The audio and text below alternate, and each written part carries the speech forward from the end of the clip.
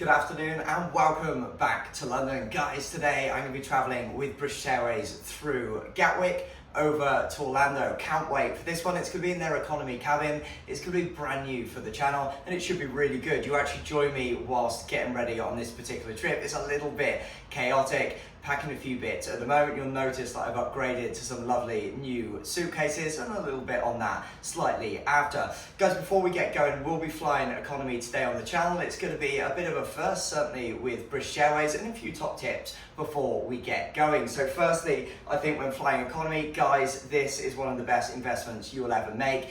If you're looking to fly economy, particularly if you're looking to go a little bit smarter to the airport, for goodness sakes, make sure that you get something a little bit comfy to go along with. So that is going straight in the bag just for now. The age-old debate, as well as whether to wear shorts on board. It's incredibly hot here at the moment in the UK, and it's going to be even warmer across in Orlando. Do I wear shorts on board? For my money, definitely not. Unfortunately, the onboard cabin environment and also in airports can be incredibly cold. So if I was you, I would wear those perhaps to the airport, but definitely wear something a little bit warmer to get into. Anyway, that's enough now for the packing. Let's get down to London's Gatwick and let's get on the way to Orlando. Well, the 5 a.m. alarm wake-up call on a Sunday morning never comes particularly nicely. That said, it was an absolutely gorgeous late summer's morning as we made our way down to London's Gatwick.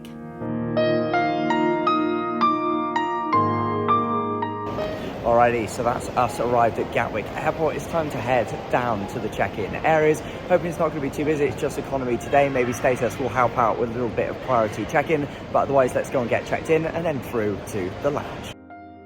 Now, with thanks to BA Silver status, I was able to use the priority check-in desks on that particular morning. That said, the general economy area looked to be running incredibly smoothly, and it was really quite a nice big area for bag drop and check-in. So certainly on that front, from an economy perspective, a really good start to the travel experience with BA. When it comes to pre-flight relaxation, food and drink, Gatwick actually did really well. There was a decent selection of restaurants. It was really looking quite high-end. Gone were the days of the McDonald's and Burger King type establishments, and it really looked very decent indeed.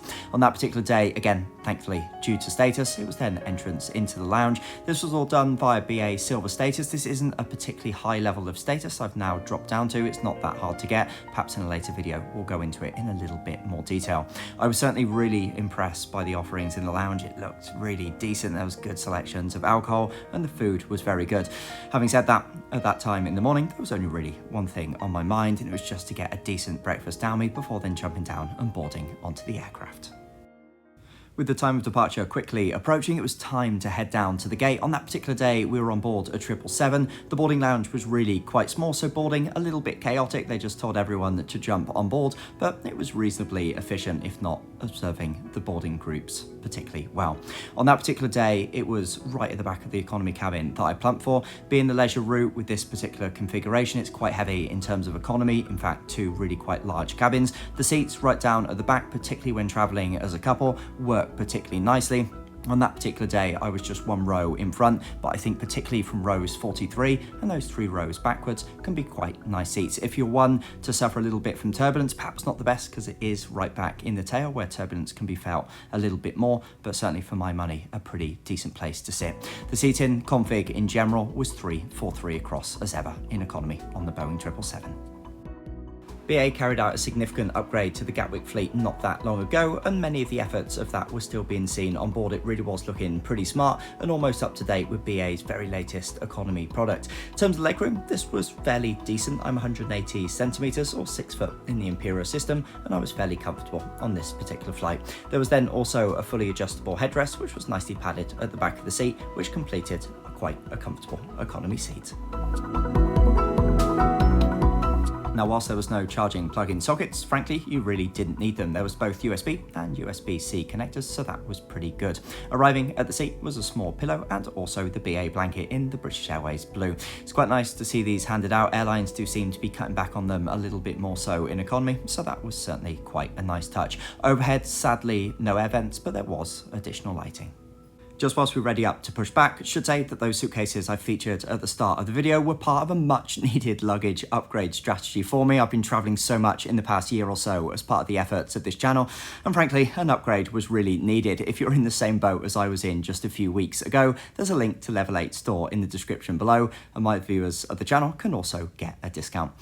Anyway, it's now time to head off to Orlando. I've dimmed the music so you can enjoy this fantastic takeoff.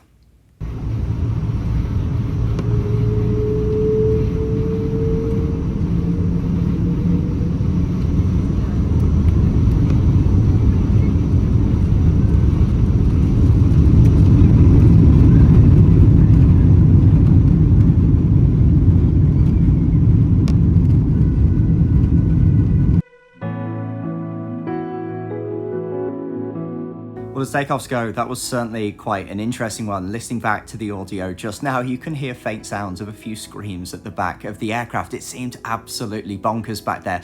This particular 777 we were on, as this bathroom shows, was a little bit older and certainly sat behind the engines. You do feel the full force. I have to say it's something that I quite enjoy, but frankly, it was a little bit being like strapped to the front of a rocket down at Cape Canaveral. Talking of Cape Canaveral, of course, that's the direction that we're heading in, and let's cover off a few bits on the entertainment to start with.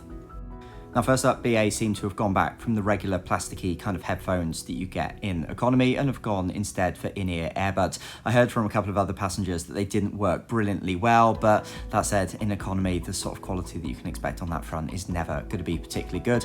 That said, what is good is the BA Highlight for Entertainment system. It has so many different choices, particularly on the movies front, and it certainly did quite nicely on that front indeed. Having flown on this particular fleet a few years ago, something that I was really impressed by was actually the quality of the Wi-Fi on board. It performs really quite well indeed on this particular flight. As ever, there was a range of packages, not quite as cost efficient to be honest as some of the bits that I've seen in economy recently, particularly from the likes of Qatar Airways, but it was still relatively competitive for economy. You did indeed have to buy it. Sadly, it's only free in the first class, and then between browse and stream, the most high-end package that you could go for was about £18 for the flight, so overall not too bad, but not too cheap at the same time. With the entertainment out the way, that leads us onto the food and drink service. So before the meals came round, there was then a drink service. I opted for the gin and tonic. There was then a couple of different choices on the meal front. There was a Mediterranean chicken and then also a vegetable moussaka type dish. I was able to film both of them for you. Certainly on my meal tray, it was nice and plentiful in terms of the offering. This was the moussaka just on top, looked a bit of a mush, but I was told that it tasted pretty good. And then below, that was my chicken dish just there. As briefly alluded to, the accompaniments with the meal were really pretty decent. There was then a choice of drinks to go with the meal as well. I went for the Sauvignon Blanc. It was from Chile, and certainly in terms of economy wine offering, it was pretty good. A few hours later, there was then an ice cream service. This is a brand new touch from British Airways, and I thought it went down really nicely indeed. There was then to be another snack service, which we'll focus on in just a minute. So in total, 3 services during the overall flight, and certainly for an 8.5 hour or so flight, this was really pretty decent. The snack service before landing into Orlando was then to be a small wrap. I opted for the chicken tikka. It was pretty good. From memory, I believe the other one was to be a more tomato and cheese type base one. And yeah, they both looked really quite good, and certainly in terms of an overall food offering, it was certainly pretty impressive from BA.